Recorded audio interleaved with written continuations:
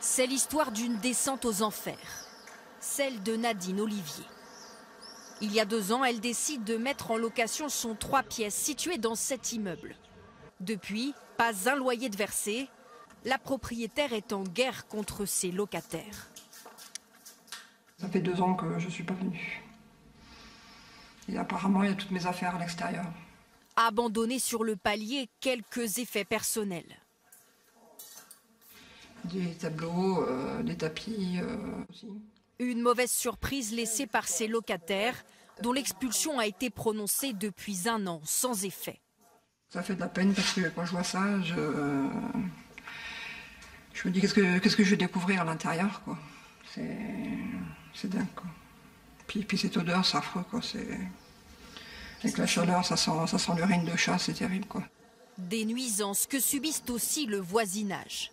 On habite là, puis les fenêtres sont là-haut. Il faudrait qu'elle puisse en sortir dans les plus brefs délais quand même. Hein. Il y a même urgence, car elle est à la rue depuis quelques mois. Privée de ses loyers, écrasée par ses dettes, elle a dû vendre sa résidence principale. Sa vie tient désormais dans le coffre de sa voiture. Je me suis aménagé en fait un petit chez moi. Voilà, donc du coup, j'ai quelques affaires personnelles dans un sac, quelques vêtements. J'essaie de faire, de pallier, de solliciter les gens. Et quand je peux pas et que c'est compliqué, ben je fais avec les moyens du bord, mais on se débrouille.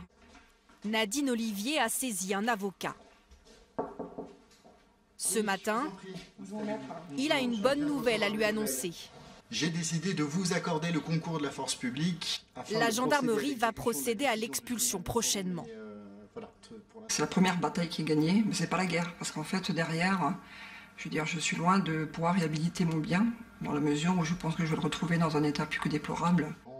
Elle comptait sur les loyers non perçus pour financer les réparations, 16 000 € en tout, qu'elle ne verra peut-être jamais.